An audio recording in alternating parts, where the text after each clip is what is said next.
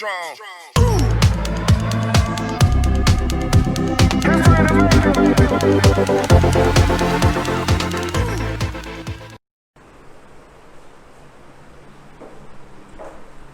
Hello बच्चों, कैसे हो आप सब?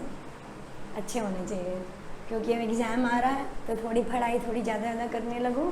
तो इसलिए हम आज आपके लिए 10th क्लास का चैप्टर 10 फिजिक्स का लाइट पढ़ाने जा रहे हैं, जो एक बहुत बड़ा सा चैप्टर है, बहुत वाइड है और इसके ये वेटेज भी बहुत ज़्यादा है। तो इसको हम आपको 2-3 पार्ट्स में करके बताएंगे, तो जिसमें reflection of light, refraction of light, lenses, mirror, usages of mirror, ये बहुत सारी चीज़ें आपको पढ़नी है।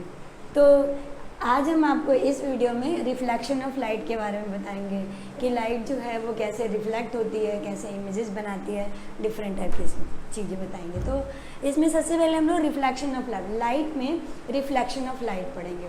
तो बच्चों ये पता है कि जो लाइट है, मेन सोर्सेज जो लाइट की है वो है हमारा सन से हमें लाइट मिलती है, तो हमें चीज़ें जो होती है विजिबल दिखाई देती हैं। लाइट ना हो तो हम आप एक दूसरे को देख नहीं सकते हैं। इस दुनिया में कोई भी चीज़ें नहीं दिखाई देंगी, सब कुछ अंधेरा होगा, ब्लैक होगा, नो कलर, कोई कलर नहीं होगा।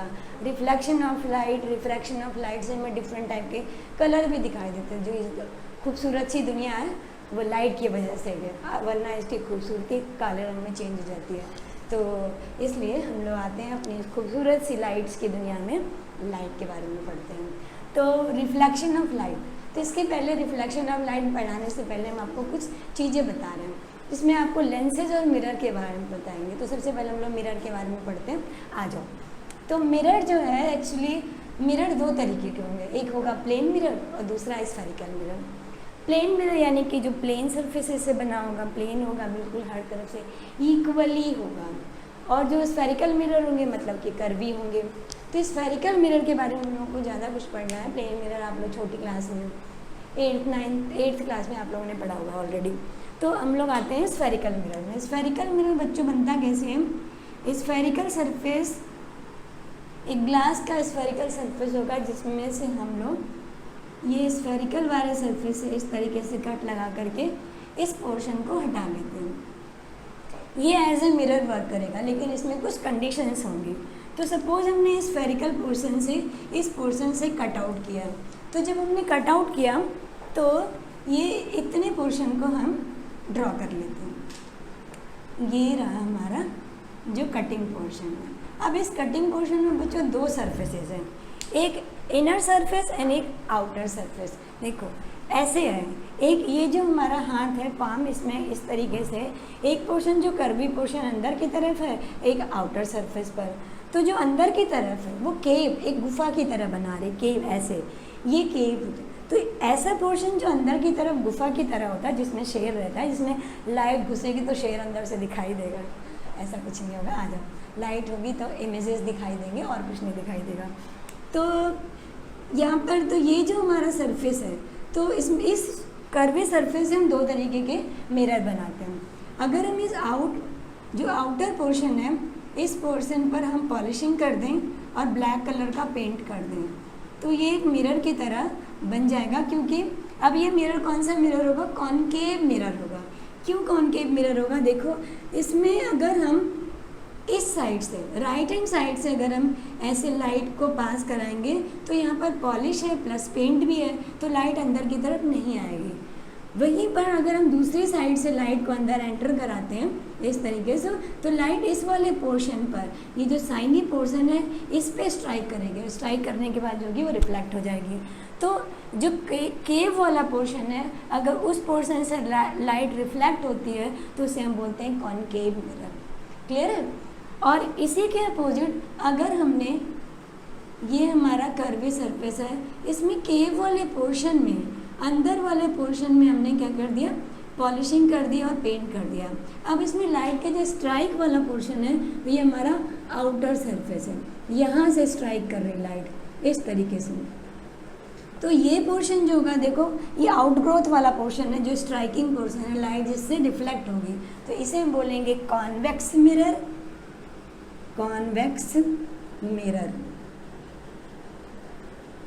एंड ये वाला जो केव वाला पोर्शन है, इसे बोलेंगे हम कॉनकेव मिरर।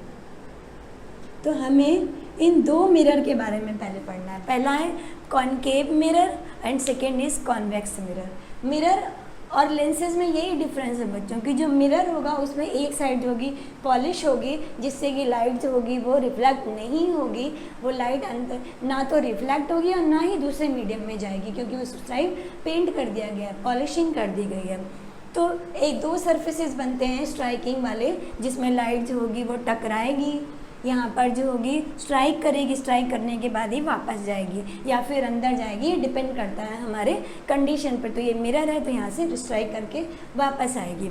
तो ये वाला पोर्शन हमारा ये होगा हमारा कॉनकेव मिरर। और इसी का जो अपोजिट पोर्शन में अगर हम पॉलिशिंग कर दें तो जो आउटग्रोथ वाला पोर्शन है उसमें अगर लाइट स्ट्राइक करेगी तो उसे हम बोलेंगे कॉन्वेक्स मिरर। तो ये टाइप ऑफ मिरर हो गए। एक तो प्लेन मिरर जो आपको ज़्यादा कुछ उसके बारे में पढ़ना नहीं है, आपके सिलेबस में concave mirror and convex mirror है। तो टू टाइप ऑफ मिरर हो गए। इसमें अब हम लोग कॉनकेव मिरर और कॉन्वेक्स मिरर में लाइट कैसे रिफ्लेक्ट होती है, स्ट्राइक करने के बाद लाइट कहाँ से आई, कहाँ पे गई और उससे किस तरीके के इमेजेस बनते हैं उसके बारे में जानेंगे। तो आप देखो बच्चों, रिफ्लेक्शन ऑफ लाइट से पहले आपको कुछ लाइट के टर्म्स पता होने चाहिए कि लाइट अगर किसी पॉलिशिंग सरफेस को छोड़ करके किसी शाइनी सरफेस पे पड़ती है तो टकरा करके वापस जाती है, तो उसमें कुछ टर्म्स फाइंड आउट होने चाहिए। तो सबसे पहले देखो कि अगर जैसे हमारा ये एक स्फेरिकल सरफेस था, इसमें कोई भी स्फेरिकल सरफेस सर्कल होगा तो उसका ये सेंटर होगा, सेंटर जिसे हम सी से डिनोट करते हैं सपोज, और सेंटर से किसी भी स्फेरिकल सरफेस के एक पॉइंट तक की जो डिस्टेंस होती है इसे हम रेडियस बोलते हैं। ऐसा आप लोगों ने सर्कल में पढ़ा हुआ, हमने ऑलरेडी आपको सर्कल वाले चैप्टर में पढ़ा। अगर नहीं पढ़ा है तो आप वो उस वीडियो में जा कर के एक बार देख लीजिए कि रेडियस क्या होता है, और उसमें जो है सर्कल की सारी चीज़ें आपको बता रखी हैं, तो आप वहाँ से देख सकते हो। तो ये हमारा हो गया रेडियस। अब हमने यहाँ से अपने स्फेरिकल मिरर को कट किया था। इसका मतलब है कि अगर हम एक स्फेरिकल मिरर बनाते हैं तो वो स्फेरिकल मिरर कॉनकेव हो या कॉन्वेक्स हो, किसी स्फेरिकल पोर्शन से कट किया गया था, किसी सर्कल से कट किया हुआ होता है। ये हमारा एक कॉनकेव मिरर है। यहाँ पर हमने जो इस तरीके से पॉलिशिंग कर दी है, ठीक है। तो अब इमेजिन करो कि ये सर्कल था, इसका ये सेंटर पोर्शन था। तो स्फेरिकल मिरर का जिस स्फेरिकल पोर्शन से, जिस सर्कल से कट किया गया, उसका जो सेंटर पॉइंट होता है उसे हम रेडियस ऑफ कर्वेचर बोलते हैं। इसे हम सी से डिनोट करते हैं। यहाँ से अगर हम अपनी एक लाइन ड्रॉ करें जो स्ट्राइक करती हो हमारे मिरर पे, तो जिस पॉइंट पर ये स्ट्राइक करती है उस पॉइंट को हम पोल बोलते हैं। ये हमारा मिरर का पोल है और ये है हमारा centre of curvature. Centre of curvature का मतलब है कि सर्कल का वो पॉइंट जो उसके रेडियस को शो करता, उसके सेंटर पॉइंट को शो करता, वो हमारा सेंटर ऑफ कर्वेचर है। सेंटर ऑफ कर्वेचर के बीच में बिल्कुल जस्ट मिड पॉइंट पर जो होता है वो हमारे मिरर का फोकस पॉइंट होता है। ये एफ पॉइंट है, ये फोकस है, और ये है हमारा centre of curvature. Centre of curvature, तो सेंटर ऑफ कर्वेचर ये फोकस है, ये पोल है। अब देखो सेंटर ऑफ कर्वेचर और फोकस जो होते हैं हमेशा एक दूसरे से जस्ट हाफ होते हैं। सेंटर ऑफ कर्वेचर तो रेडियस है और जो फोकस है वो सेंटर ऑफ कर्वेचर और पोल के जस्ट मिड में होता है। इसका मतलब है अगर इन दोनों में एक रिलेशन फाइंड करें तो C is equal to 2F या फिर F is equal to C/2 भी लिख सकते हैं। कभी कभी क्वेश्चन में हमारे फोकस पॉइंट नहीं गिवन होता, फोकल लेंथ नहीं गिवन होती है, लेकिन रेडियस गिवन होती है, तो हम उसका जस्ट हाफ करके फोकस फाइंड आउट कर लेते हैं। तो ये हमारा हो गया focus, centre of curvature and pole. अब देखो कि जो कोई भी जो हम रिफ्लेक्शन ऑफ लाइट पढ़ते हैं उस रिफ्लेक्शन ऑफ लाइट में कुछ साइन कन्वेंशन होते हैं, और साइन कन्वेंशन जो होती है हम जो छोटी क्लास से पढ़ते आ रहे हैं कि अगर एक लाइन ड्रॉ करी, लाइन का ये ओरिजिन पॉइंट है राइट साइड की सारी वैल्यूज़ जो होंगी पॉजिटिव होंगी, लेफ्ट साइड की सारी वैल्यूज़ जो होंगी वो नेगेटिव होंगी। बिल्कुल इसी तरीके से हम लाइट में अपने मिरर में जो होती है साइन कन्वेंशन करते हैं। अगर हमने इस पॉइंट पर बच्चों अपने ओरिजिन पॉइंट से एक मिरर बना दिया सपोज, तो ये मिरर बनाया हमने, ये वाला पॉइंट जो है ये हमारा है पोल। पोल से राइट साइड की सारी डिस्टेंसेज जो होंगी पॉजिटिव होंगी और पोल से लेफ्ट साइड की सारी डिस्टेंसेज जो होंगी वो नेगेटिव होंगी। अब देखो जो कॉनकेव मिरर है, कॉनकेव मिरर की सारी चीज़ें जो होती हैं लेफ्ट साइड में होती हैं, क्योंकि इसको हमने इमेजिन करो तो इस साइड से कट किया, मतलब इसका सेंटर ऑफ कर्वेचर जो होगा वो पोल से लेफ्ट साइड में होगा। तो यहाँ पर सेंटर ऑफ कर्वेचर है, यहाँ पर फोकस है। अब ध्यान दो, फोकस से पोल तक की जो डिस्टेंस होगी उसे हम फोकल लेंथ बोलेंगे। Distance from pole to focus, जितनी भी डिस्टेंसेस हम लाइट के रिफ्लेक्शन ऑफ लाइट या रिफ्रैक्शन ऑफ लाइट जो भी चीज़ें हम करते हैं, यहाँ पर रिफ्लेक्शन ऑफ लाइट कर रहे हैं, इसमें जितनी भी डिस्टेंसेस मेजर करेंगे वो सारी बच्चों आपको पोल से मेजर करनी है। इसको हमने ओरिजिन पॉइंट माना है, तो ओरिजिन से हम लेफ्ट की तरफ जा रहे हैं, मतलब कि वैल्यूज जो होंगी वो नेगेटिव होंगी। तो पोल से फोकस तक की जो डिस्टेंस होगी उसे हम बोलेंगे फोकल लेंथ। तो ये जो डिस्टेंस है, ये वाली यहाँ से लेकर के यहाँ की तक की जो डिस्टेंस है इसे हम बोलेंगे focal length. Focal length. Distance from focus to centre of curvature, ये जो डिस्टेंस है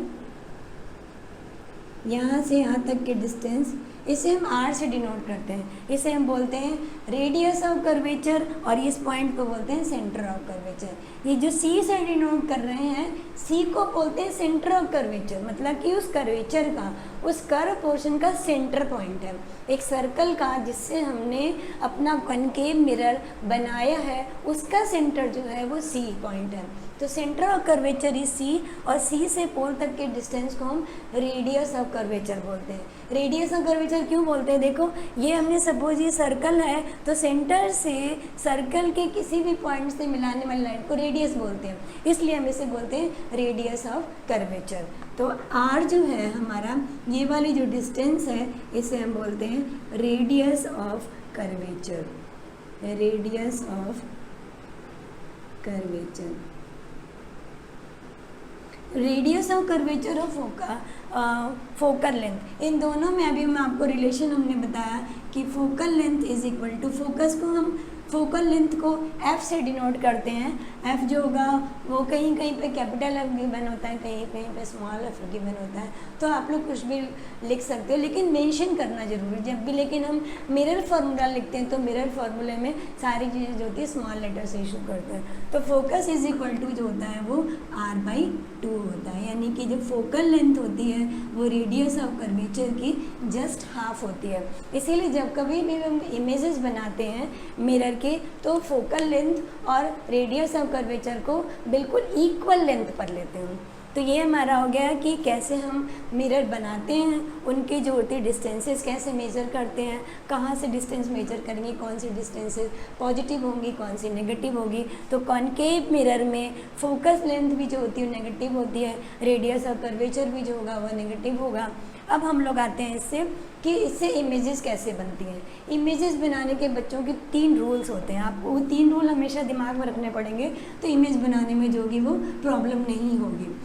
पहला रूल ये है कि जब भी हम इमेज बनाते हैं तो हमारी रेस कहाँ से आ रही है, कहाँ पे स्ट्राइक कर रहे हैं, स्ट्राइक होने के बाद वो हमारे मिरर से जो है कहाँ पर किधर पैरेलल जा रही है या किसी 2 रेज आपस में एक दूसरे से जो है वो टकरा रही है। तो देखो रूल्स ऑफ, पहले आप देखते हैं कि रूल्स क्या होते हैं, इमेजेस बनाने के रूल्स क्या होते हैं। इसमें 3 रूल्स हैं।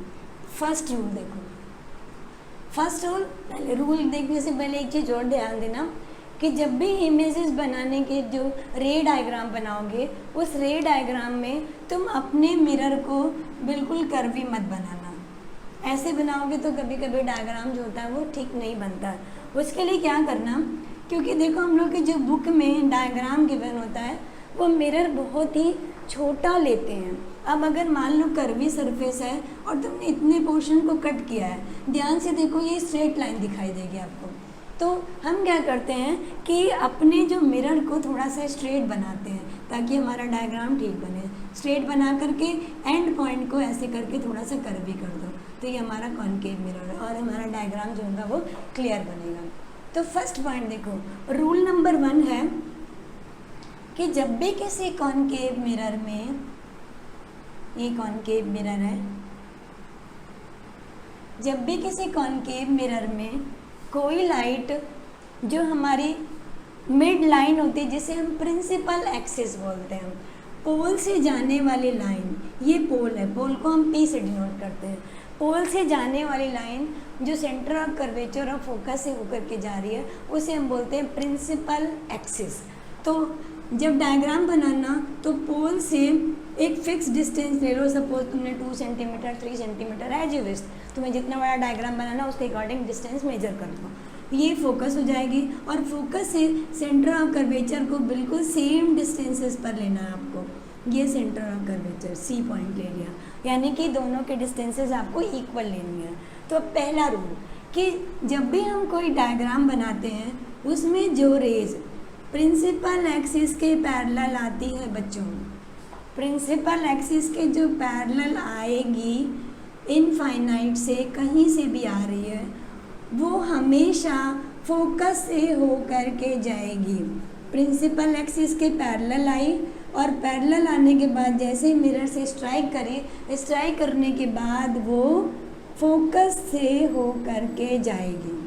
ठीक है, ये फर्स्ट रूल है इमेज बनाने का, रे डायग्राम बनाने का, ये पहला रूल है कि जो रेज आएगी parallel to the principal axis वो हमेशा फोकस से स्ट्राइक करने के बाद फोकस से होकर के जाएगी। First rule. सेकंड रूल क्या है, ये फर्स्ट रूल था और सेकंड रूल में ये हम रूल को रब कर देंगे। सेकंड रूल में है हमारा, ये हमने दूसरा डायग्राम बनाया और ये हमारा प्रिंसिपल एक्सिस है, ये फोकस है और ये सेंटर ऑफ कर्वेचर है। सेकंड है, अगर हमारी रेज फोकस से होकर के जा रही है, देखो बच्चों ये हमने एक रेज बनाई। आप जब भी डायग्राम बनाना स्केल पेंसिल इरेजर अपने बगल में रखना, लाइन बिल्कुल स्ट्रेट होनी चाहिए। रेज सनलाइट या रेज जो लाइट रेज होती है वो स्ट्रेट होती हैं, कहीं से भी बेंडेड नहीं होती हैं। पेंसिल एकदम शार्प होनी चाहिए, ओवर राइटिंग नहीं होनी चाहिए रे डायग्राम में, वरना मार्क्स कट जाते हैं। तो अगर हमारी स्ट्राइकिंग रेज, इंसिडेंट रेज जिसे बोलते हैं, यानी कि फर्स्ट रेज जो हमारी मिरर पर स्ट्राइक कर रही है, अगर ये स्ट्राइकिंग रेज जो है फोकस से होकर के जा रही है तो क्या होगा कि ये टकराने के बाद प्रिंसिपल एक्सिस के पैरेलल हो जाएगी। रूल नंबर 2, पहला रूल कि अगर हमारी प्रिंसिपल एक्सिस के पैरेलल रेज आ रही है, स्ट्राइकिंग रेज, इंसिडेंट रेज, तो ये टकराने के बाद, स्ट्राइक करने के बाद, रिफ्लेक्शन के बाद जो है फोकस से होकर के जाएगी। दूसरा रूल, अगर हमारी इंसिडेंट रेज जो है वो फोकस से होकर के जा रही है तो स्ट्राइक करने के बाद, रिफ्लेक्ट होने के बाद जो होती है अपने सेम मीडियम में पैरेलल टू द एक्सिस हो जाती है। ये हो गया second point, second rule. Third rule में देखो,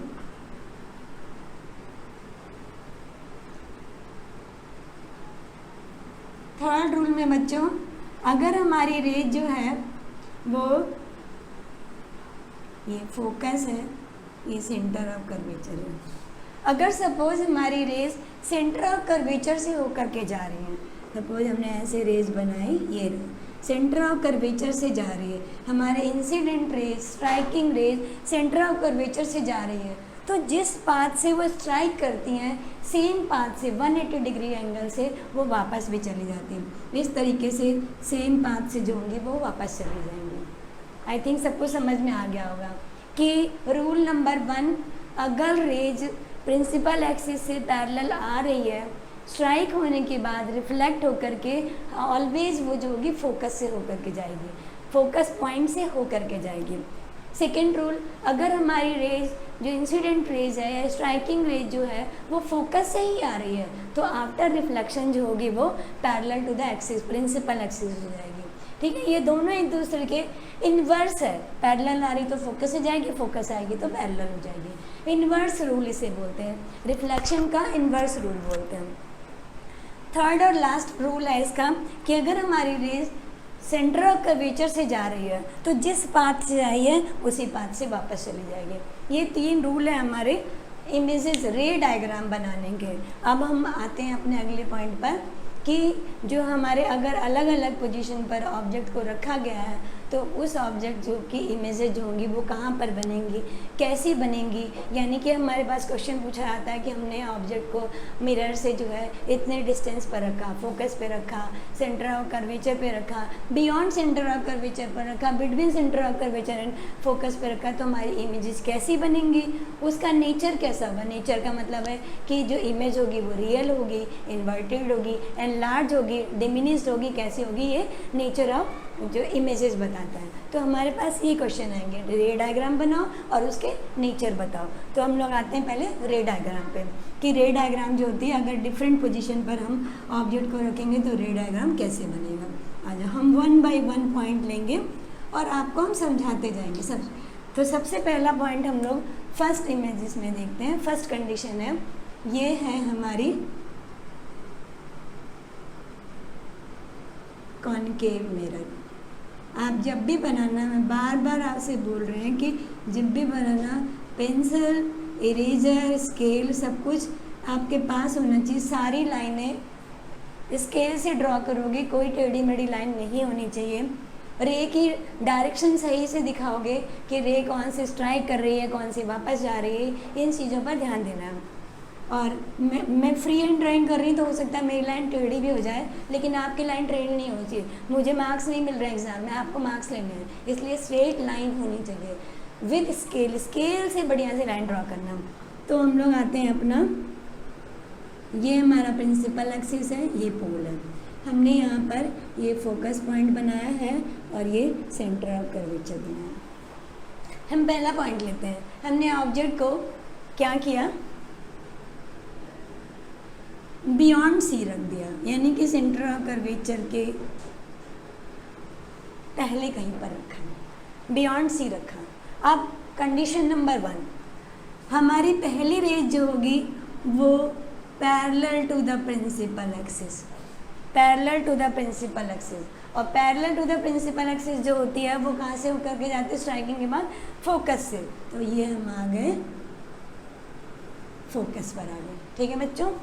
सेकेंड पॉइंट, अगर हमारी रेज फोकस से होकर के जाती है तो पैरेलल टू द एक्सिस हो जाती है। देखो हमने क्या किया, अपनी सेकेंड रेज को, और बच्चों इसे आपको लेके जाना है फोकस से, इस लाइन को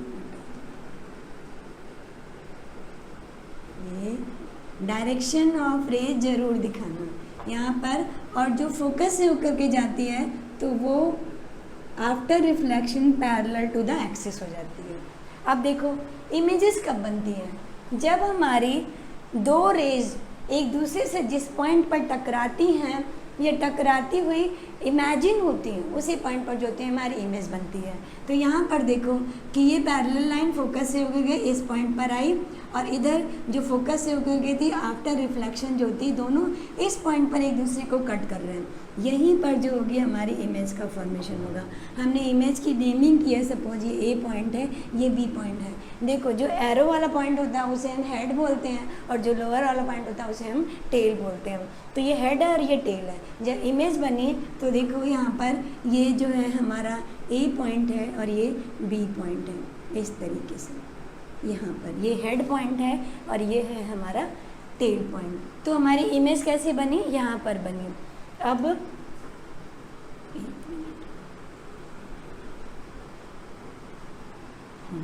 देखो तो इमेज तब बनती है जब हमारी 2 रेज आपस में टकराती हैं आफ्टर रिफ्लेक्शन। वो रिफ्लेक्शन में रियल में टकरा रही हैं या फिर जो है इमेजिन हो रही है टकराती हुई, तो उसे हम यहाँ पर इमेज फॉर्मेशन बोलेंगे। अब ये हमारी इमेज कैसी है, हमें नेचर ऑफ इमेज बतानी होती है। तो नेचर ऑफ ये हमें सारे कंडीशन में बताना होगा। नेचर ऑफ इमेज, देखो फर्स्ट पोजीशन कि हमारी इमेज बन कहाँ रही है, कहाँ पे बन रही है, हमने बियॉन्ड सी रखा तो सी और एफ के बीच में बन रही है, तो बिटवीन सी एंड एफ जो हमारी इमेज बन रही है वो सी और एफ के बीच में बन रही है।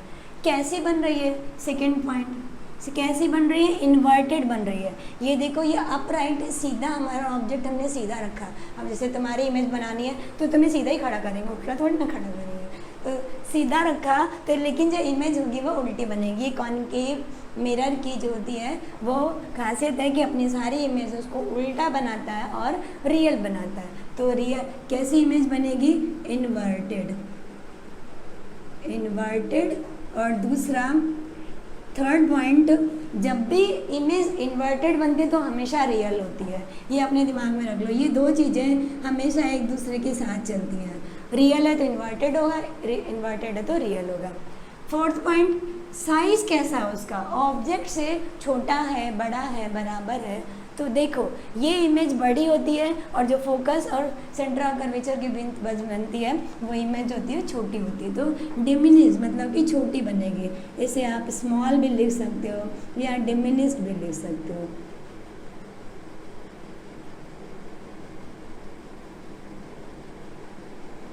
ठीक है, तो फर्स्ट कंडीशन अगर हमने बियॉन्ड सी रखा है तो हमारी जो इमेज बनेगी सी और एफ के बीच में बनेगी, इन्वर्टेड होगी, रियल होगी और डिमिनिश्ड होगी। थर्ड सेकंड पॉइंट पर आते हैं हम लोग। सेकंड पॉइंट में अब हम ऑब्जेक्ट को रखते हैं अपने सेंटर ऑफ कर्वेचर पर। यह हमारा हो गया कॉनकेव मिरर। कॉनकेव मिरर में ये प्रिंसिपल एक्सिस, ये सी है, ये एफ है।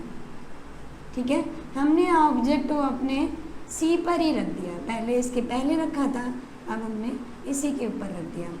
तो जब हम इमेज बनाएंगे तो पहला रूल क्या है, फर्स्ट रेज प्रिंसिपल एक्सिस के पैरेलल, और टकरा के बच्चों कहाँ जाएगी, फोकस पे।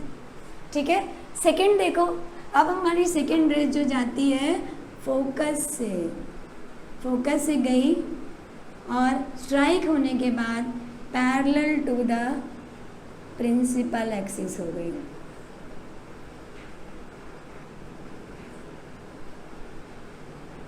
ठीक है, ये टकराने के बाद प्रिंसिपल एक्सिस के पैरेलल हो गई। बच्चों आप अपनी रेस को स्केल से ही बनाना, मेरी फ्री हैंड ड्राइंग है इसलिए लाइन टेढ़ी भी हो सकती है। तो फर्स्ट हमारी ये ऑब्जेक्ट है ए एंड बी पॉइंट, हमने रखा है ऑब्जेक्ट को सी पर, सेंटर ऑफ कर्वेचर पर। तो इससे पहली रेज जो हमारी प्रिंसिपल एक्सिस के पैरेलल डाली और ये आफ्टर रिफ्लेक्शन रिफ्लेक्ट होकर के स्ट्राइक होकर के फोकस से होकर के जाएगी। सेकेंड रेज को हम फोकस से लेकर के गए और आफ्टर रिफ्लेक्शन ये प्रिंसिपल एक्सिस के पैरेलल हो जाएंगे, और जहाँ पर ये दोनों रेज एक दूसरे को कट करेंगे वहीं पर इमेज बनेगी।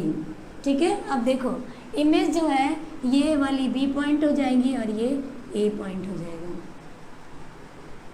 सॉरी ये ए पॉइंट उल्टा हो जाएगा, ये ए पॉइंट है, ये बी पॉइंट है। अब देखो नेचर ऑफ इमेज क्या होगी, नेचर ऑफ इमेज है कि इमेज जो है बनेगी कहाँ, पहली बार तो ऑन द सी पर ही बनेगा।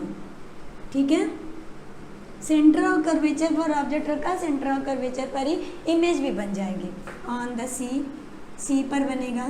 दूसरा रियल होगा या इन्वर्टेड होगा, सेकेंड पॉइंट रियल होगा, क्योंकि दोनों रेज देखो आफ्टर रिफ्लेक्शन टकरा रही हैं। ठीक है, इमेजिनरी नहीं है बच्चों, ये रियल में टकरा रही हैं, तो टकराने पर जहाँ पर दोनों रेज टकराएंगी वहाँ इमेज बनेगी, तो ये रियल बनेगी। इमेज कैसी होगी, रियल इमेज होगी। तीसरा पॉइंट अपराइट है, सीधा है या उल्टा है, यानी कि अपराइट है या इन्वर्टेड है, तो रियल और इन्वर्टेड हमने आपको बताया कि वे एक साथ चलते हैं, तो ये इन्वर्टेड होगा, इन्वर्टेड।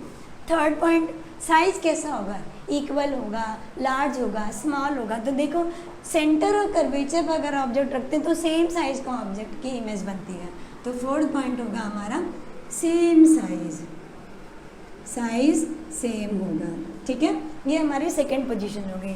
ऑब्जेक्ट को हमने रखा सेंटर ऑफ कर्वेचर पर। अभी देखो बच्चों, अभी हमने ऑब्जेक्ट को रखा था बियॉन्ड सी, तो हमारी इमेज बनी थी सी और एफ के बीच में। अब हम ऑब्जेक्ट को पास में लेके जा रहे हैं, सेंटर ऑफ कर्वेचर पर है तो वहीं पर इमेज बन गई, उसी पॉइंट पर बनेगी, इन्वर्टेड बनेगी, सेम साइज की बनेगी और रियल बनेगी।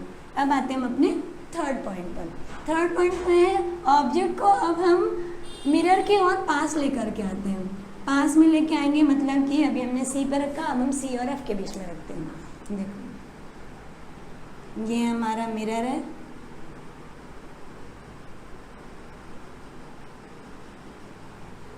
और ये है प्रिंसिपल एक्सिस, ठीक है। दिख रहा है ना बच्चों आपको, ये प्रिंसिपल एक्सिस, ये पोल है, ये फोकस और ये सेंटर ऑफ कर्वेचर। अब देखो हमने क्या किया, अभी हमने सी पे रखा था तो सेम साइज की में था, अब हमने सी और एफ के बीच में अपने ऑब्जेक्ट को रख दिया। ये हमारा ऑब्जेक्ट है ए एंड बी, इसकी हमने नेमिंग कर दी।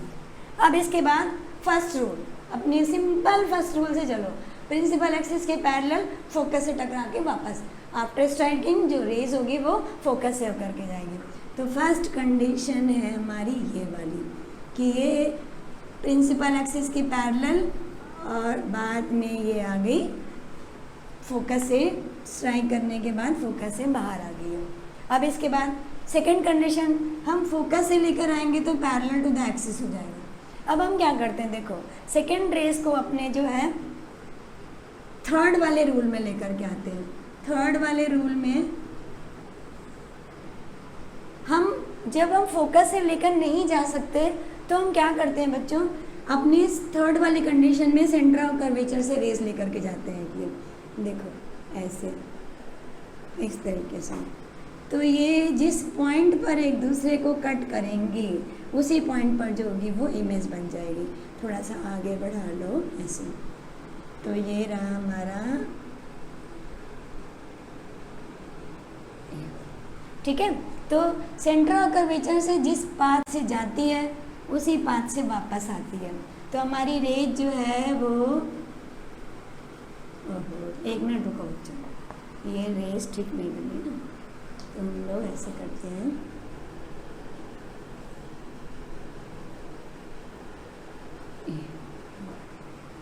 जिस पाथ से गई सेंटर ऑफ कर्वेचर से उसी पाथ से वापस आ गई। और फोकस से ये जहाँ पर ये दोनों रेज एक दूसरे से टकराएंगी इमेज वहीं पर बनेगी।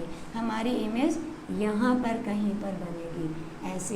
ये है हमारी ए पॉइंट और ये है हमारा बी पॉइंट। तो देखो बच्चों, हम पास में लेकर के जा रहे हैं, सी और एफ के बीच में रखा हमने, तो हमारी इमेज कहाँ पे बन रही है, कहाँ पे दोनों रेज टकरा रही, बियॉन्ड सी टकरा रही है। और इमेज देखो, ऑब्जेक्ट इतना बड़ा, इमेज इतनी बड़ी है, जो इमेज का साइज जो है वो बढ़ गया। तो अब हम नेचर ऑफ इमेजेस बताते हैं। इसमें पहला पॉइंट है कि इमेज बनेगी कहाँ पर बनेगी, बियॉन्ड सी, ठीक है, बियॉन्ड सी बनेगा। उसके बाद सेकंड पॉइंट, हमारा जो इमेज होगी वो रियल है कि इन्वर्टेड है, सॉरी रियल है या फिर जो है वो इमेजिनरी है, तो रियल इमेज होगी, क्योंकि दोनों रेज रियल में एक दूसरे से क्रॉस कर रही हैं। तो अगर रियल जो रेज होती हैं वो रियल में क्रॉस करती हैं तो रियल इमेज बनती है। थर्ड पॉइंट, हमारे ऑब्जेक्ट इमेज कैसी बन रही है, ये सेकंड पॉइंट है, ये थर्ड पॉइंट है। इमेज हमारी बन रही है इन्वर्टेड। अगर रियल है तो इन्वर्टेड ही होगा। हर बार बता रहे हैं कि रियल और इन्वर्टेड एक साथ ही चलते हैं। अगर इमेज रियल है तो इन्वर्टेड भी होगा। तो रियल हो गई और इन्वर्टेड हो गई। फोर्थ पॉइंट, हमारा जो इमेज है वो कैसी है, देखो ऑब्जेक्ट इतना छोटा है, इमेज इतनी बड़ी है, यानी कि लार्ज बन रही है, ठीक है। तो इमेज जो होगी वो लार्ज होगी। तो ये हमारी थर्ड कंडीशन हो गई कि हमने ऑब्जेक्ट को सेंटर और कर्वेचर और एफ के बीच में रखा। तो हमारी इमेज कहाँ बन रही है, बियॉन्ड सी, बड़ी है, लार्ज है, इन्वर्टेड है और रियल है, ठीक है। अब हम आते हैं अपने फोर्थ पॉइंट पर। पहले हमने ऑब्जेक्ट को फर्स्ट पॉइंट पे बियॉन्ड सी रखा, उसके बाद हमने सी पे रखा, फिर सी और एफ के बीच में रखा, मतलब कि हम मिरर के पास चलते चले जा रहे हैं, दूर से पास आ रहे हैं। तो हमारी इमेज की जो है कंडीशन, साइज और उसकी सिचुएशन जो है चेंज होती जा रही है। नेक्स्ट पॉइंट देखो बच्चों, अगर हम ऑब्जेक्ट को और पास लेकर आएंगे, पोल से और पास में लेकर आ रहे हैं, ये रहा, ये है एफ, ये है सी। अब हम क्या करते हैं, सी और एफ के बीच में रखा था, अब हम ऑब्जेक्ट को अपने फोकस पर ही रख देते हैं। ठीक है, फोकस पे रखा, फोकस पे रखा तो देखो फर्स्ट कंडीशन क्या होती है हमारी, जो इमेज है, जो रेज है वो पैरेलल टू द एक्सिस होना चाहिए। पैरेलल टू द एक्सिस हो गई, टकराएगी तो फोकस से जाना चाहिए, जबकि फोकस से तो नहीं आ सकती, ऑब्जेक्ट रखा हुआ है यहाँ पर। तो इस तरीके से ये ऐसे गई, इस तरीके से ऐसे। अब सेकेंड रेज कहाँ से लेकर आए, फोकस से तो लेके जा नहीं सकते बच्चा, अपने थर्ड वाले रूल से आ जाओ, सेंटर ऑफ कर्वेचर से। तो सेंटर ऑफ कर्वेचर से जब हमने ऐसे रेज डाला,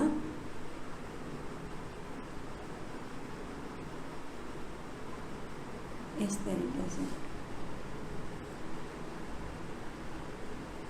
देखो, ऐसे रेज गई और सेम पाथ से, डायरेक्शन देखो बच्चों, से इस तरफ से रेज से गई और सेम पाथ से जो है वो वापस भी आ गई। लेकिन हमें कहीं मिलती हुई, एक दूसरे को क्रॉस करते हुए नहीं दिखाई दे रही है, दिख नहीं रही, तो हम ऐसा सोचते हैं कि कहीं पर इनफाइनाइट में जा कर के मिलेगी। तो अगर ऑब्जेक्ट हमारा फोकस पर होता है तो इसकी इमेज जो होती है वो इनफाइनाइट पे बनती है, और दिखाई नहीं दे रहा इनफाइनाइट पे, बहुत बड़ी सी जगह होगी जहाँ पर बहुत बड़ा सा इमेज, वेरी लार्ज इमेज बनेगा। तो इसमें जो हमारी कंडीशन होती है, नेचर ऑफ इमेज होता है, वो क्या होता है, हमने देखो पहले ऑब्जेक्ट को रखा हमने फोकस पे जो पहली रेज टकराई और फोकस से होकर की गई, सेकंड कंडीशन में सेंटर ऑफ कर्वेचर से गई और वापस भी आ गई, और आकर के दोनों देखो पैरेलल हैं। और ऐसा हम सोचते हैं कि अगर पैरेलल होगी तो इनफाइनाइट पे जाकर के कहीं पर मिल जाएगी, क्योंकि पैरेलल है, कहीं ना कहीं ऐसा सोचते हैं, मानते हैं, जबकि ऐसा ही रूल है कि पैरेलल लाइन एक दूसरे से कहीं पर भी नहीं मिलती है, पर इमेजिन करते हैं कि हो सकता है कि इनफाइनाइट पर मिले। लेकिन अगर लाइट हमारी डाइवर्जिंग है, फैल रही है, तो कभी नहीं मिलेंगी, लेकिन अगर वो पैरेलल है तो ऐसा माना गया है कि वो रेज इनफाइनाइट पर कहीं पर मिल रही होंगे, और जहाँ कहीं भी मिलेंगे वहाँ पर एक इमेज बनाएंगे। तो नेचर ऑफ इमेज में क्या होगा, फर्स्ट कंडीशन, इमेज कहाँ बनेगी, इनफाइनाइट पे। ये इनफाइनाइट का साइन है, आप लोगों को पता ही है, आप लोग बड़ी क्लास में आ गए हो, नहीं तो फिर हम लिख भी देते हैं इनफाइनाइट पे बनेगी। सेकेंड कंडीशन, सेकेंड में नेचर ऑफ कर्वेचर में सेकेंड क्या है कि हमारी इमेज कैसी होगी, रियल होगी, क्योंकि कहीं ना कहीं तो आगे जाकर के वो टकरा रही है, और अगर टकरा रही है तो इमेज कैसी बनेगी, रियल है और इन्वर्टेड। रियल और इन्वर्टेड तो एक साथ ही चलते हैं। तो थर्ड पॉइंट में होगा इन्वर्टेड, और फोर्थ पॉइंट है बच्चों हमारा, लास्ट पॉइंट है इसका, कि कैसी होगी, वेरी लार्ज, बहुत बड़ी इमेज बनेगी, वेरी लार्ज। ठीक है, तो अगर हमारा ऑब्जेक्ट फोकस पे है तो इमेज बनेगी इनफाइनाइट पे, और जो बहुत बड़ी बनेगी इन्वर्टेड बनेगी और रियल बनेगी। ठीक है, इसके बाद हम अपने आते हैं अगले पॉइंट पर, हमारी पोजीशन ऑब्जेक्ट के क्या होगी। अपने 3 रूल ही है वही जो हमने स्टार्टिंग में 3 रूल बताए हैं, उसी के अकॉर्डिंग आपको देखो इमेज बना रहे हैं। पहली, अगर प्रिंसिपल एक्सिस के पैरेलल है तो फोकस से जाएगी, फोकस से आ रही है तो पैरेलल एक्सिस हो जाएगी, सेंटर ऑफ कर्वेचर से जा रही है तो फिर वो सेम पाथ से वापस चली आएगी। ठीक है, तो हमारे नेक्स्ट पॉइंट है, अब हम पोल के और पास आते चले जा रहे हैं। ये है हमारा फोकस, ये है सेंटर ऑफ कर्वेचर। हमने ऑब्जेक्ट को फोकस पे रखा था, ये पोल, अब हमने ऑब्जेक्ट को फोकस और पोल के बीच में रख दिया। बहुत ध्यान से देखना बच्चों इस वाले इमेज को कैसे बनती है। तो अब देखो इसमें क्या है कि जो पहली रेज है वो देखो कहाँ से आएगी, पैरेलल टू द एक्सिस। अब पैरेलल टू द एक्सिस है तो क्या होती है, टकरा करके जो होती है वो ऐसे टकराने के बाद अब वो फोकस से ना हो करके रिफ्लेक्ट हो जाती है, रिफ्लेक्शन के बाद वो ऐसे चली जाती है। ठीक है, सेकेंड रेज देखो बच्चों, सेंटर ऑफ कर्वेचर से जा रही है, सेंटर ऑफ कर्वेचर से जाएगी तो ऐसे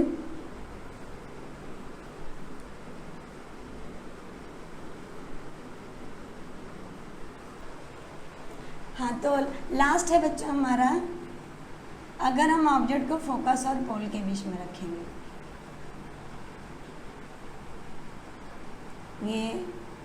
ये ऑब्जेक्ट है, ये फोकस है, ये सेंटर ऑफ कर्वेचर है।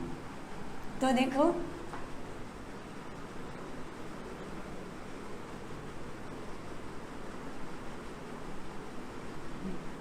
तो पहली रेस जो रूल है कि वो प्रिंसिपल एक्सिस के पैरेलल गई, टकराने के बाद वो फोकस से आती है, और सेकेंड रेस जो है वो हमारी वो आती है कहाँ से बच्चों,